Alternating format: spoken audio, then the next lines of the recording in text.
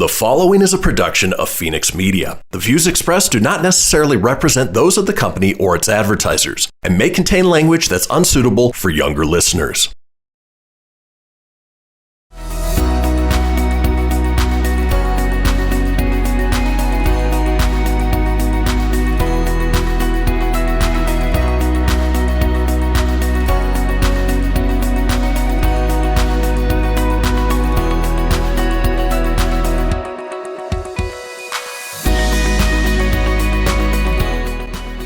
Welcome to the Dogish Podcast, the podcast dedicated to dog parents and the topics, events, and personalities impacting their lives. My name is Sylvia West, and today I'm here with my wonderful co-host, Jasen Arias. Jasen, how are you doing today? I am doing pretty well this morning. It's very cold here in Reno, Nevada today, but other than that, I get to do the podcast inside, so not that big of a deal.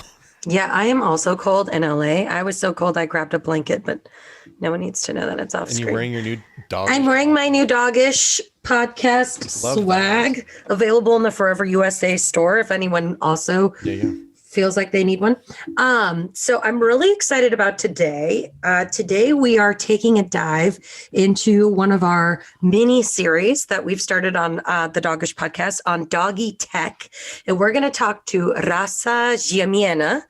Yes. That was amazing. Thank you. Yes, she's our Lithuanian guest who's coming on today to talk to us about Doggo App, which is a global dog training app phenomenon with over 3.5 million downloads. She used to be a veterinarian there in Lithuania and Germany. So we're so excited to have her on. And that's 3.5 million in 4 years. 4 years. Like that was like, wow.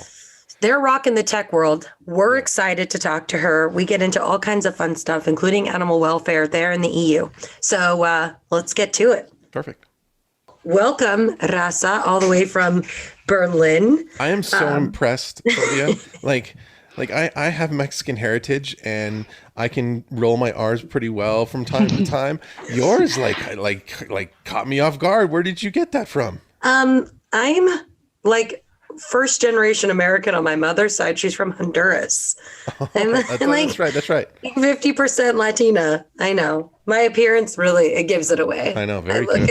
I'm look extremely Latin. Yes. Yeah.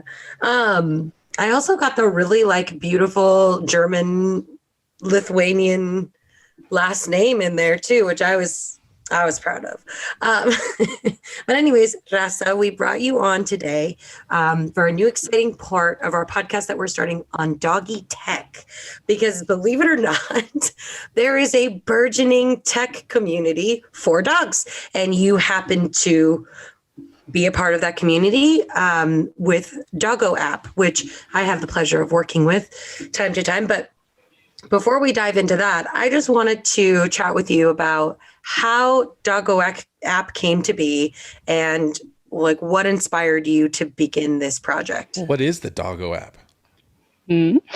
Yes, so Doggo App is the #1 leading app in the world for dog training.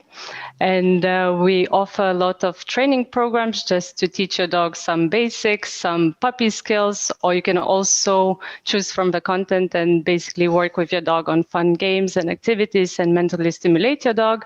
And I think the nice feature about us, it's not just training on your own, but basically when you're going through the program and learning new tricks, you can always consult our dog trainers and send a video exam, receive feedback. So basically you are always helped by certified professionals.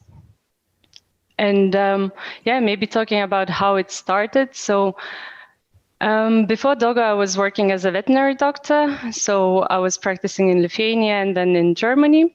And already 10 years ago, we adopted our dog named Udra, who's actually the inspiration for Dogo App. Because when we adopted her, she was quite anxious and fearful. And basically, we went to a lot of dog schools to train her and kind of help her to go out of her shelf and be a more self-confident dog. However, she really needed this one-on-one approach and she needed a lot of time. So we kind of started to notice that the reason why we are not training her, or the reason why we are not doing so much, it's because we are maybe not as motivated. So we decided to create a product, me and my husband, for ourselves and for our dog, to make dog training fun. So it started 4 years ago, and there was no really kind of thinking about business and how it's going to go and how it's going to become a company. We just said, like, okay, let's make a challenge, train our dog every day. Let us ourselves help to kind of unpack her fear and make her confident little dog. So yeah, we started 4 years ago as a hobby project, but I would say since 2 years, we are working full time with a team of 14 people. Wow. So it grew really fast. Like, I mean, so how long was it just you and your husband then? I would say for a good year. And then we had another 2 people helping us out, because at that time we were working full time. So we just had some extra hands on iOS and Android who were developing the app. Once we started noticing that, there's traction, there's interest, and overall, like, in the end, it's not just project for ourselves, and actually people need it and are looking for it. So I know you said Doggo is available worldwide. It is the #1 dog training app around the world. Can you just share with our listeners exactly how many languages you can train your dog in on Dogo App? Yes, so we have 11 languages currently, and the newest addition is the Japanese language, which was like a very interesting experience, like to go to Japanese market. And we have dog trainers in all those languages in many countries who are certified positive dog trainers. That's incredible. So how many trainers in total do you think you have? In total, we have a bit more than 20 dog trainers. Wow. That's incredible. And like, so how does that, like my mind is going in different places, because the culture has to be very different versus here in the States, and even where you're at in Berlin and Japan, like all of these different countries. Like maybe, like, what are some of the similarities, but what are some of the differences too between the different cultures? That's a great question. Yeah. As I mentioned, one of our features is this video exams. So we actually get to see live people doing training and attempting to train their dogs at home. So you can see clear differences between South American market and, let's say, German market. I think as a vet, I also have this experience, like when I moved from Lithuania to Germany to work as a vet, people are super well informed, and they know, like, the welfare of the dog and the needs of the dog and how should you talk to the dog. So there's like a whole culture of training, taking care of the dog. And you can see in the exams, like, people are quite precise, like with giving cues and rewarding. And I think in South American market, it's a bit different. We often see dogs being dressed as dolls, and like the way people talk is very different. It's more emotional, like, oh, lovely, lovely, lovely, it's more like a game. And there's quite a bit of, let's say, education to bring about dog needs and how the dog training should be done. And I think the other extreme, like from German market, is Japan. It's kind of, they have 10 million dogs in the households, and there are actually, the number of dogs is increasing since 10 years, but the number of children is actually decreasing, and the dogs are really replacing the position of the child. So even if you go to a pet store in Japan, you would see more boogies and diapers than true dog toys. So I think in Japan, we also have this challenge to say, like, okay, dog is a dog. You can love the dog as much as you do, but you also have to train the dog and allow the dog to be dog, So I think it's very interesting, and it's interesting to work with dog trainers in those countries, because they know well kind of the market, the people's psychology, and how should you talk to the dog parents. Awesome. I think that's a perfect place. We're going to take a quick break, and more questions about this when we get back.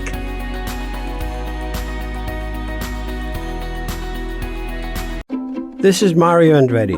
You know me as a race car driver, but I'm also a Meals on Wheels volunteer. I've raced against the sport's biggest personalities, but I've never met more vibrant, amazing people than the seniors served by Meals on Wheels. You can make a difference by dropping off a hot meal and saying a quick hello. So, America, let's do lunch. Volunteer your lunch break at americaletsdolunch.org. This message brought to you by Meals on Wheels America and the Ad Council.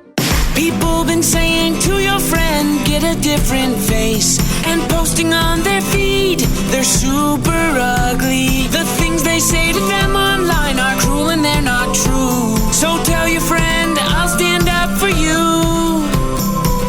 Don't worry, I know what to do. Know someone being bullied online? You can be a witness and make a difference by letting the world know it isn't cool and by letting your friend know you care. Learn more at eyewitnessbullying.org. Brought to you by the Ad Council. Hope you enjoyed your meal. And I just want to say, he's lucky to have a brother like you. Lucky? Caring for my brother is far from easy. But he's a part of me, like my arms and legs, so I'll be his. No time for tired.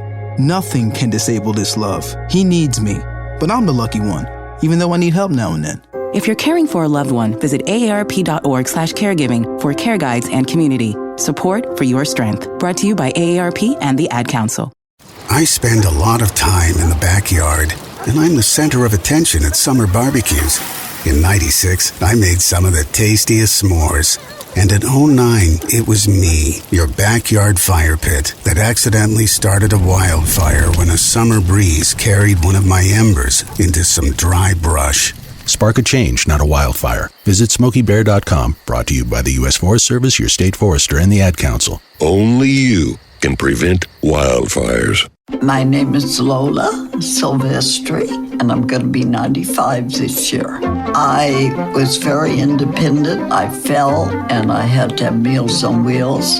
America, let's do lunch.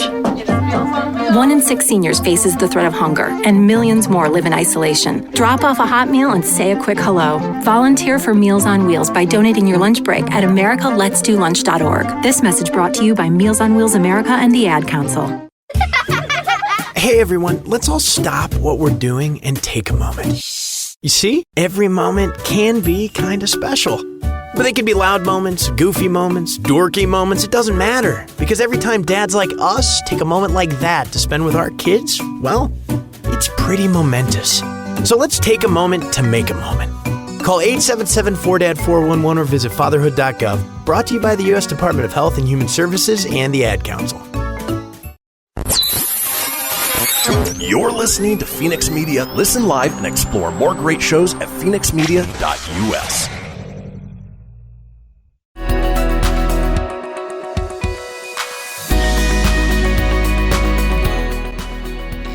Okay, so we just got done learning some of the cultural differences in the training world with the Doggo App.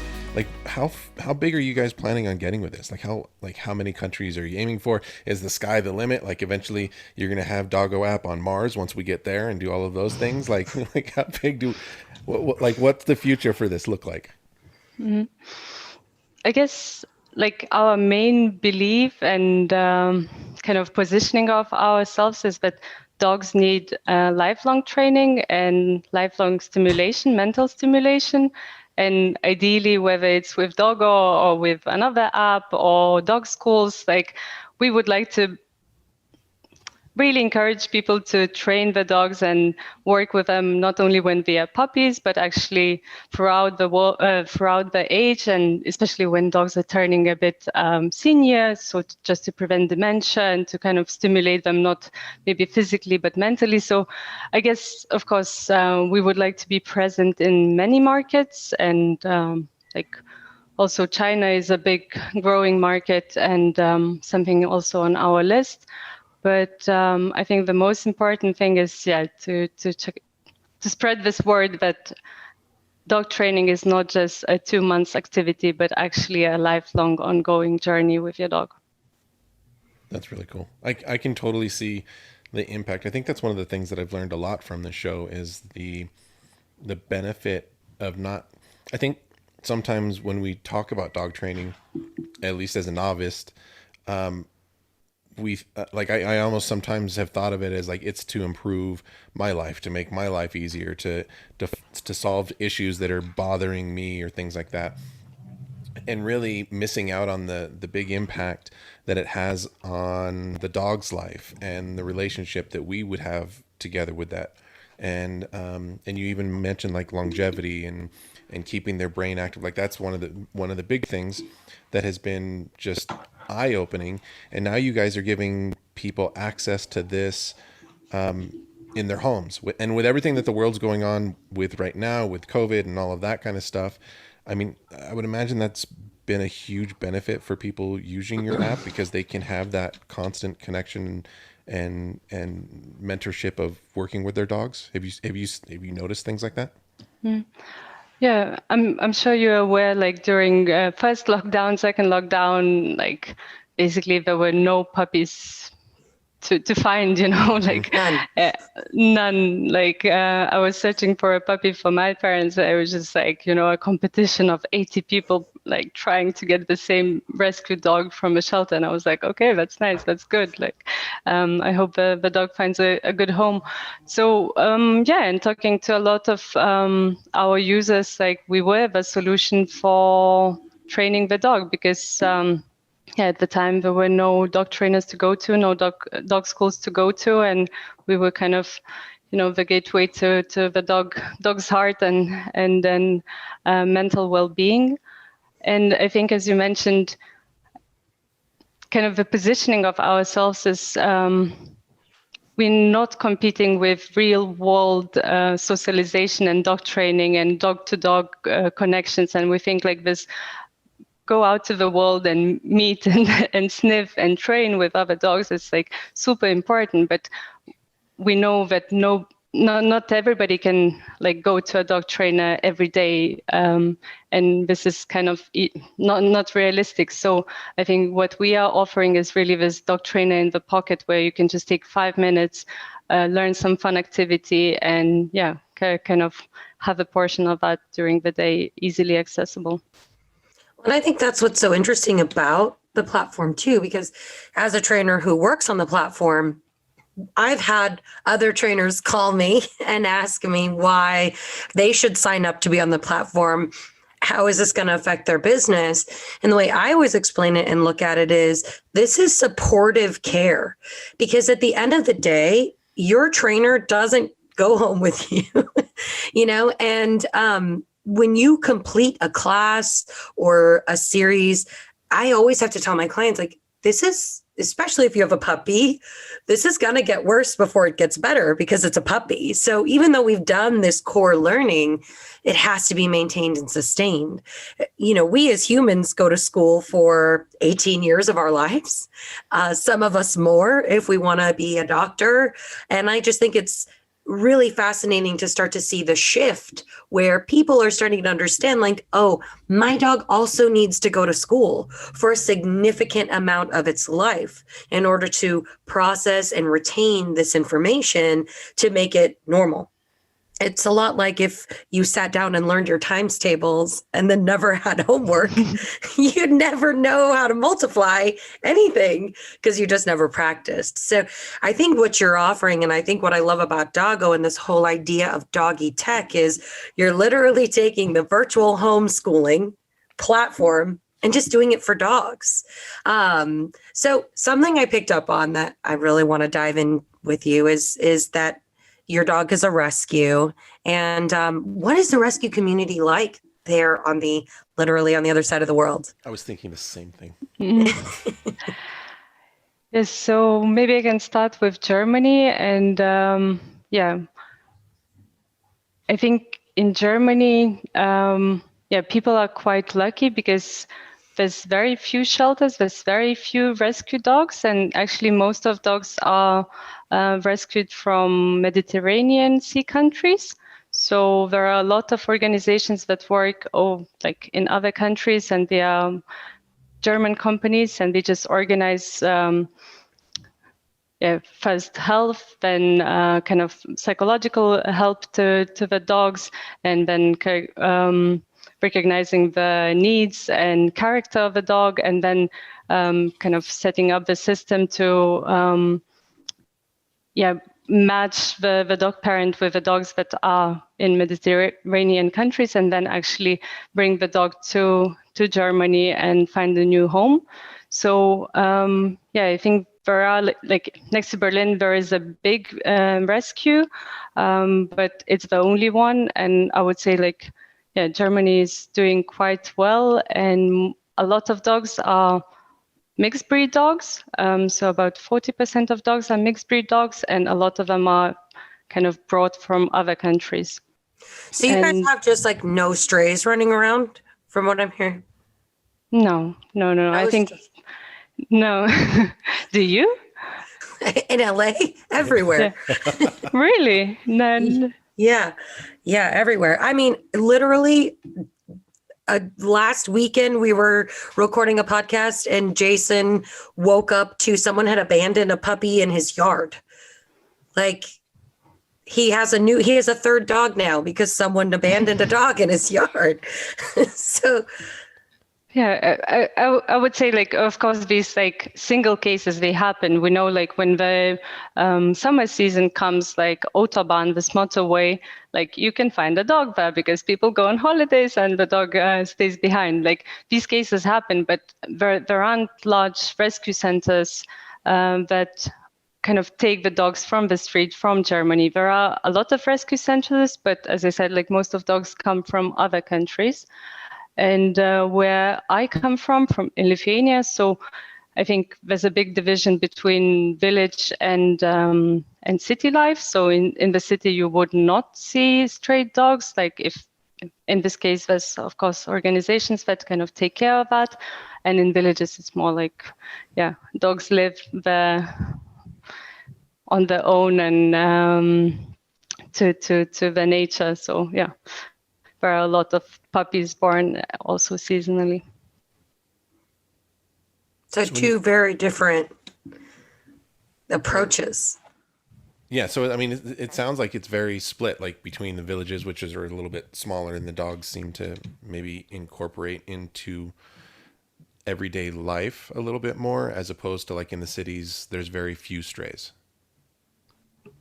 Yeah, I would say the mentality, kind of in the villages, people don't really neuter the dogs, and there are a lot of mishaps and kind of pregnancies happening, and then we have a population of puppies increasing during spring and then autumn as well. But in cities, I think most of people, we have a dog on the leash or they are neutered, and there are no strays. What about different types of breeds? And same thing, back to the cultural thing around the countries. It's something I've never really thought about, but here, I mean, we have very common breeds that would be common to here. Do you see different breeds in different parts of the world that are more common? Mm-hmm. I would say we see always trending breeds, and probably you see also in LA, I don't know, just recently it was French Bulldogs and Pugs, and then it was Shiba Inus, and maybe before French Bulldogs it was Yorkshires and West Highland Terriers. So I don't know if you have the same breed. So it's always cyclical, and currently it's probably Border Collies and Australian Shepherds. So it's here too. Yeah.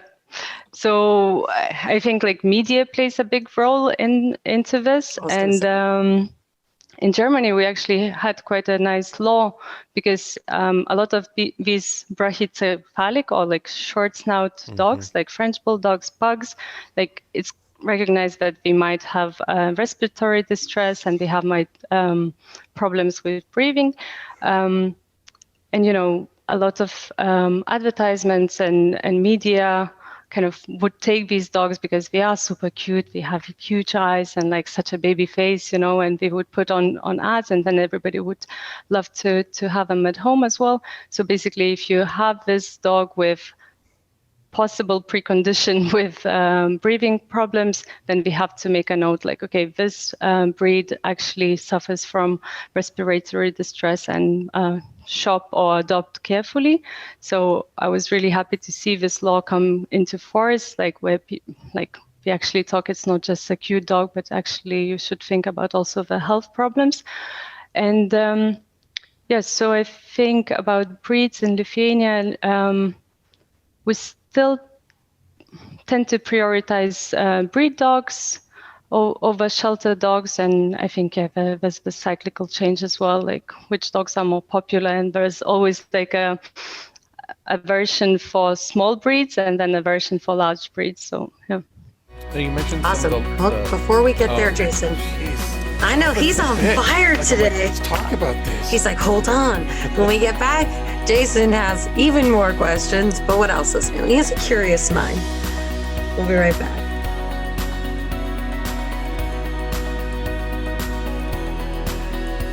The storks are bringing me a baby brother. We can do this together. All right, let's go. Storks know how to keep kids safe. Do you? What? Oh my gosh, you don't know. I know. You don't? Oh man, you laugh when you're uncomfortable. No. Making sure your child is in the right car seat is one of the steps to safer travel. I will rock this. You will rock this. To know for sure that your child is in the right car seat for their age and size, visit safercar.gov/the right seat. Cool. Very cool. Brought to you by the National Highway Traffic Safety Administration and the Ad Council. It's important to plan ahead for emergencies. Like the storm. When it kicked in, we had a plan. Separated.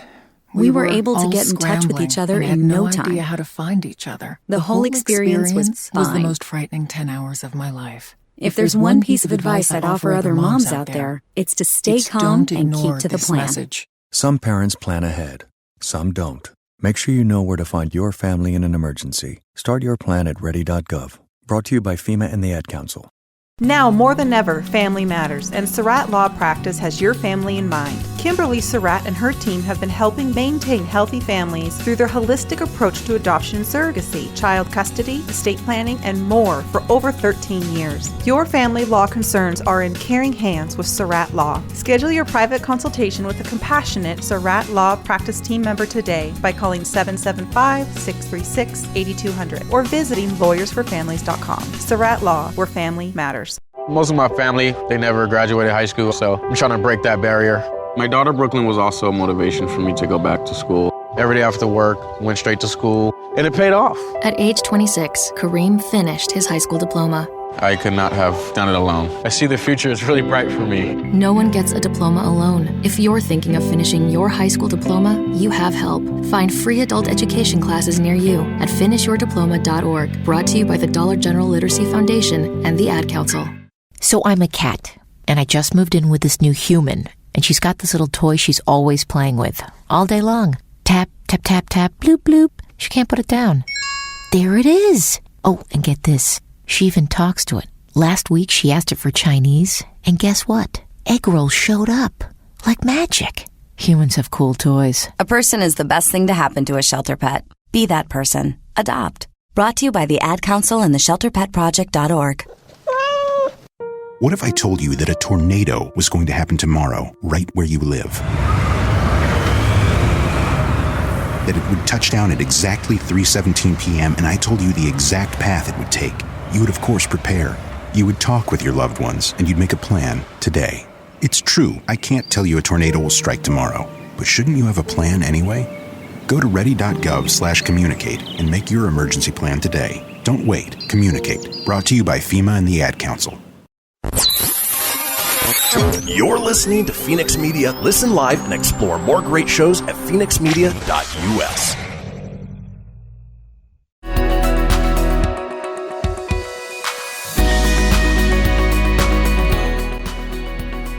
Okay, I was cut off from my question earlier, so let me regroup myself and get back in the questioning he's state. Regrouping. It's very serious. So you mentioned that there's laws in place about making sure that people are aware of the like the breed that they may be bringing into their family and what to be aware of and the health concerns and things like that. But over here, the whole word breeder and a quality breeder and a backyard breeder, like there's a huge difference. Do you guys have some different laws that also affect breeders? Like what is a quality breeder, dog breeder look like there in Germany? Yeah, I think one of the nice changes I've seen in some countries, so basically when you issue a European passport, which is needed to go to competitions, which is needed to travel abroad, and which is probably also for competitions, you can't write Golden Retriever if you don't see breed identification from mother, father, all this pedigree line. So if somebody comes to you and definitely looks like Golden Retriever, and the person says it is a Golden Retriever, you can't write it down, and then it changes the mentality of the person, because they just bought a Golden Retriever for $400 or something, and then you say nah, it's not, and then you start this debate, and then people feel okay, I bought this dog thinking of course, nevertheless the dog is wonderful, healthy, and everything is good, but I think it's important to recognize that it's the pedigree line and the documents that are issued by, AKC or signify something. And you can't call any dog that looks a bit like French bulldog, a French bulldog, because it could be also a mixed dog. And I think, it's a bit post factum because the person has already bought the dog and they have this friendly relationship, but it starts a conversation between peoples and vets, and about being a breeder and who is a breeder. We have a lot of non-governmental organizations who are trying to track those things, illegal trafficking, puppy mills, and kind of publishing these stories, to make people more aware of those things. And to be a breeder, you have to fit certain criteria. You have to go to dog competitions. If you have a breed that has diseases, you have to have certificates for hip dysplasia or retinal atrophy or whatever is required. So it just sounds like the policies are a lot more stringent in order to be identified as a particular breed. Am I getting that correctly? I'm not sure how it is in US, but I would say we are on the right track to moving towards definition of a breed dog and mixed dog or a mutt dog. And when we talk about dog welfare or pet welfare, I think we also have quite good laws. So, for example, if you we don't allow cropped ears, we don't allow cropped tails, no declawing for cats, and I would say no electrical collars for training. And we are moving towards a good direction, and we are standing more for saying European Union, standing more for animal welfare than just the ease of having a dog or the cuteness of, shortened tail or whatever. Yes, for whatever purpose that may be. And I think go ahead, Jasen. That was one of the things that I picked up on that really caught my ear was if we're making people aware of the health issues that could be bred into these dogs. And you've mentioned pugs a couple times, and we have a pug mix, and I remember sitting and watching with the boys a documentary on where our dogs came from. It's on the Disney Plus app. It's really cool. But they mentioned pugs did not originally have those very short noses. That is something that us as humans are breeding into this dog at the expense of their health, which is just wrong. I can't see any way around it to say that this is a good thing when we are putting these health issues into our dogs. And so to find out that other countries are actually going out of their way to make sure they know hey, this is something you're going to have to be aware of, and maybe we can get rid of some of that stuff. Maybe I can add on. I'm not sure if it's already enforced or not, but basically if you have, in Germany, if you have a brachycephalic dog and you want to breed one, then you have to have a fitness test. So basically the dog is running on a treadmill, and then they are counting how many minutes it takes the dog to come back to its normal respiratory rate. So, because if there's no predisposition and actually everything is functioning quite fine, the dog should be relatively fit and not not to be out of breath after running on for 3 minutes on this treadmill. Because of course, like if it has respiratory problems, then like we have all this cascade of health other issues. things. Mm-hmm. So basically what I'm hearing is like the EU is doing such a much better job at protecting animal welfare. No, I think it's really inspiring, and I think that it's a great, example. And I think it's a nice line to see and be like, okay, this is possible. So if you are passionate about animal welfare, like these little things, it's a small law about just having healthier pugs and French bulldogs, but it can be life altering for an entire line of animals. And the thing that I want to pick back up on, which is really your specialty with dog training and the Doggo app, even though you spent a long time as a veterinarian, so your health insights are obviously nuggets of gold for us. But, when we're looking, something I picked up on you saying is like e-collars are not allowed there anymore. And, Jasen and I have had private discussions about the difference between balance training and positive reinforcement training. And what I love about the Doggo app, we're going to share with everybody. I don't need to we've had these secret conversations. We're going to record one. It'll be bonus content. Maybe on our Patreon. I'm just kidding. We don't have a Patreon. But what I wanted to kind of touch base on. So just to kind of wrap everyone's heads around some numbers, how many downloads, because you say number one training app worldwide, how many downloads does Doggo app have currently? Mm-hmm. We have around 3.5 million downloads.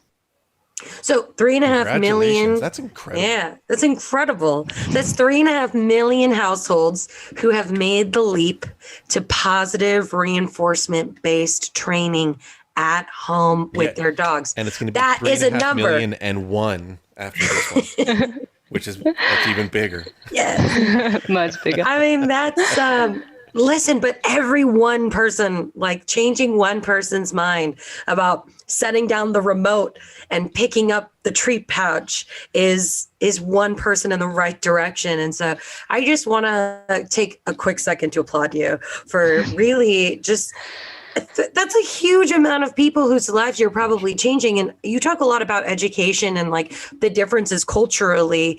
Like what's some of the feedback you get from people in other cultures who maybe didn't even know that positive reinforcement was a thing, or they're like, I didn't know I needed treats to train my dog? Because I'm sure culturally there are shifts happening. Mm-hmm. Maybe to quote one thing, it's not directly maybe related to your question, but I just love how dogs pick up, and they love Doggo and how they show it. So basically, if you want to train, you can also set a reminder, remind me on Tuesday, Wednesday to train my dog. And the reminder goes off at 4 p.m. 2 minutes before 4 p.m., the dog is standing there and waiting for the treats because fun time is coming. About education of people and helping them. We have almost 100,000 reviews, and like our average rating is 4.8, and we hear a lot of stories like how quickly it changes their lives and the bond, just taking a few minutes a day and kind of building this understanding of each other's language and kind of starting to communicate with your dog, like starting to like your dog more, bringing the dog out more, the dog is relaxed more outside, and it's like a vicious cycle of happiness. You start with something super, super simple, and then kind of it escalates to this being together outside and having a good time compared to, having a dog who's always pulling or barking or lunging and not listening to you and kind of embarrassing you in the public. So. Amazing. And I think I cannot highlight and stress what you've said several times in case our listeners didn't pick it up. This isn't an hour. This isn't half your day. It's a couple of minutes. It's a couple of minutes to really reshape and reorganize that human animal bond that we focus on so much here at Dogish. And it's really about recreating your relationship with your dog. Does that sound about right? I would say so. It's a good start. Like, start with a few minutes and then you can increase, but it's a good start, yeah. Awesome. So I think this is a perfect place to take a little break. And when we come back, more interesting tidbits from our friend Rasa.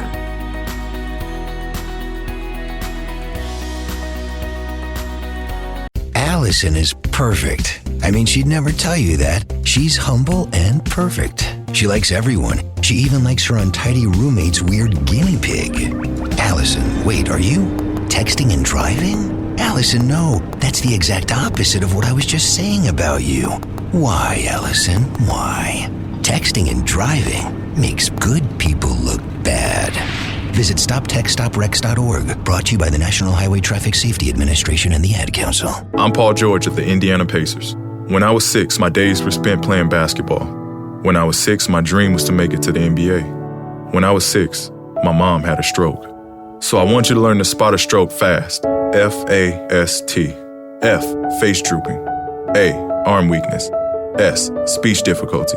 T, time to call 911. I'm Paul George. Spot a stroke fast. Visit strokeassociation.org. Brought to you by the American Stroke Association and the Ad Council. My name is Lola Silvestri, and I'm going to be 95 this year. I was very independent. I fell, and I had to have Meals on Wheels.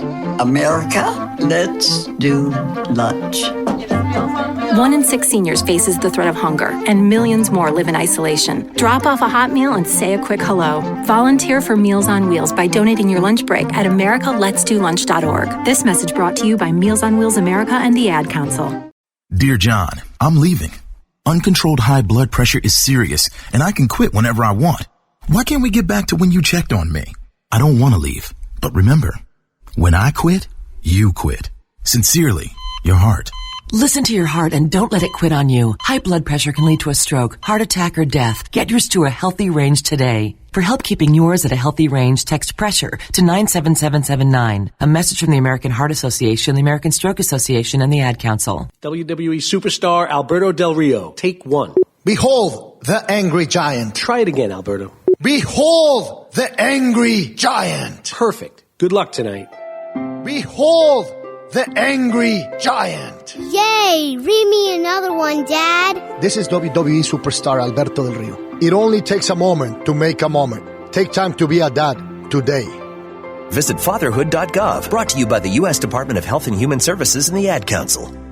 It may be hard to believe, but people just like you are already saving money. FeedThePig.org makes it easy. Their simple savings plan teaches you how to start saving without going overboard, so you don't need to sell all your belongings and live in a commune. These dungarees belong to all of us now, Tom. You don't need to get a second job as a stuntman. We need a new stuntman! You just need FeedThePig.org. Don't get left behind. Get tips and tools at FeedThePig.org. Brought to you by the American Institute of CPAs and the Ad Council.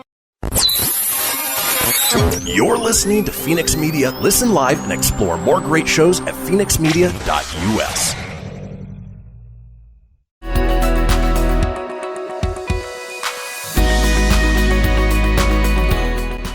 Okay.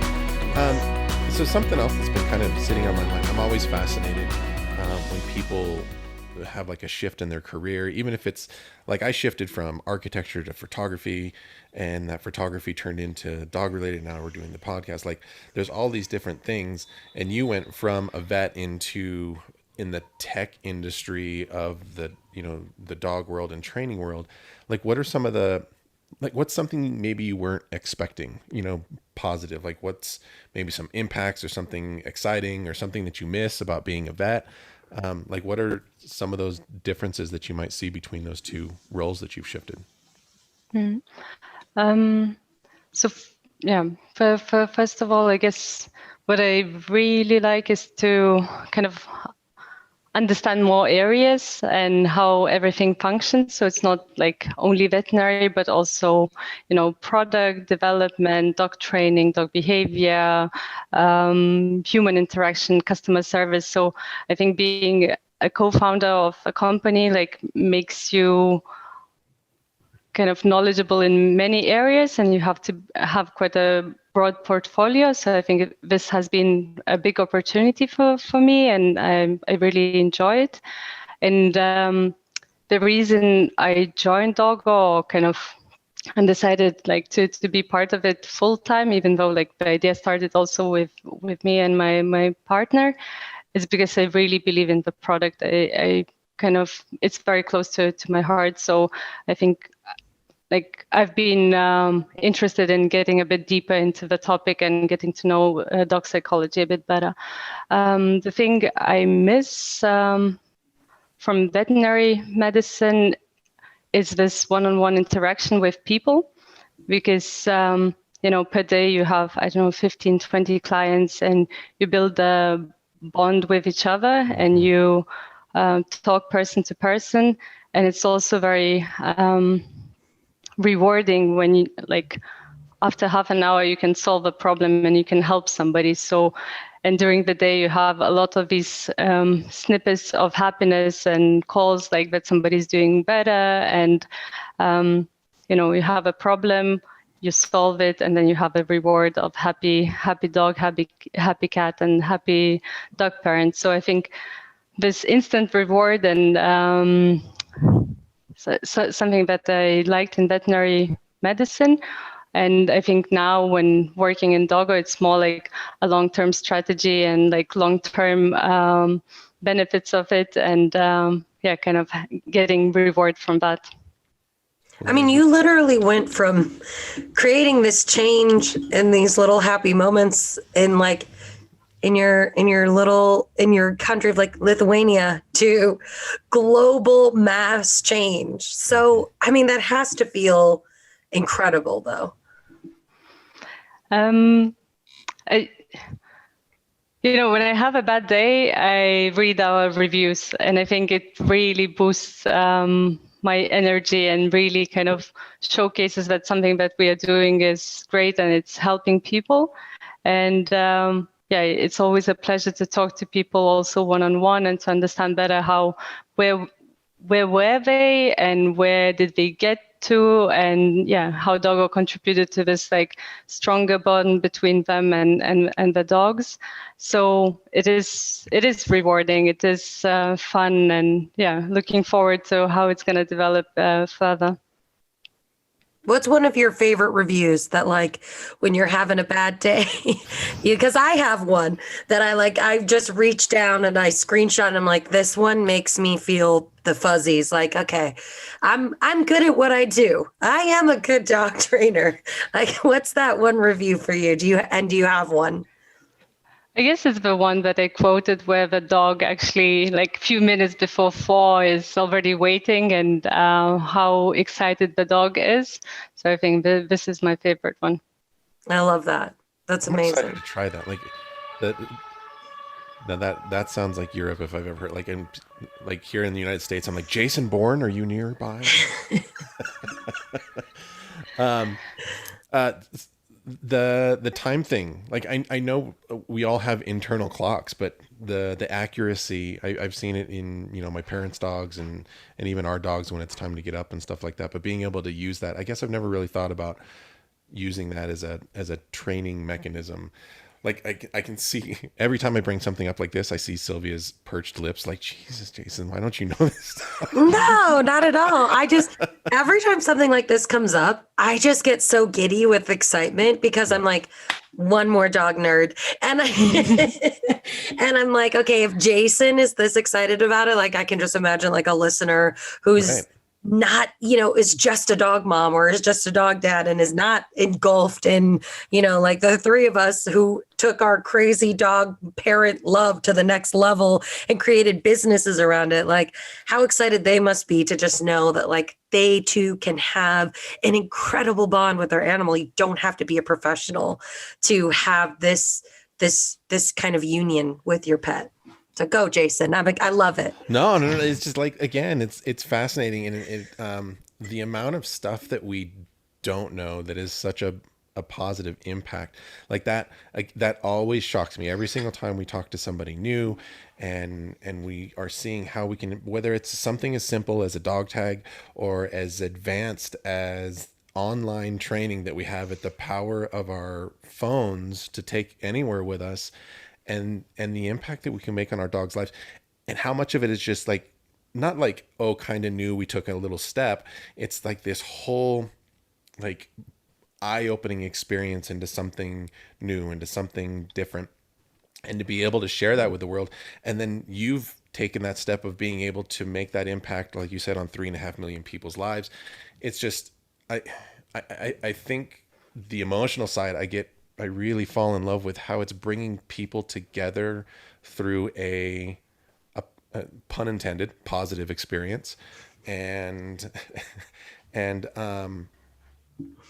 around some just love in the world, right? Like you've brought 3.5 million people around supporting not just their dogs, but in 11 languages, right? All the different countries, and like building their family. Like a lot of these people, like they're desperate for ways to communicate with possibly their only friend, their only family member, and you've given them access to that. And so that's so meaningful to me. Like I don't even know how to put that into words sometimes. And so, yeah, like I know Sylvia already said bravo to you, but like, that's really cool. Thanks a lot. I guess for me, the book that really inspired me and kind of changed the understanding of how I think of dogs, it was, I think, by Dr. Philly. It's called Chaser. It's about a border collie who knows like 1,000 words. Wow. And can communicate with the people and kind of know the meaning of the words. They can categorize the words, and this person was working with his dog 8 hours a day. So basically for 4 hours physically and for 4 hours mental training. And for me, it was like an eye opener. Okay, if actually every dog would go to dog schools as children go to schools, like there's a big genius. There's a genius in dogs that we can really unlock. And, you know, the fraction that we actually see and unlock with our dogs is probably still very small, just because we don't invest so much time and effort. And if it was obligatory to bring your dog into dog schools every day for a few hours, I think we would see another side of the dogs. And as emotional animals, as service animals, I think there can't be anyone better than a dog who can like lead you in the journey of life and assist you. So, a dog leading you through the journey of life. He has good timing. He's like, yeah, mommy, I'm so smart. You miss all of it. I mean, just absolutely incredible conversation today with you, Rasa, and we have a very, very important way which we close every show. I've got it ready too. It's very important. So, Jason, are you ready? So I'm gonna tweak it just a little bit to be apropos for our situation. So how does a dog stop a podcast show? There's somebody out there that's going to get this one for sure. Is it a question? Yeah. How does a dog stop a podcast? He presses pause.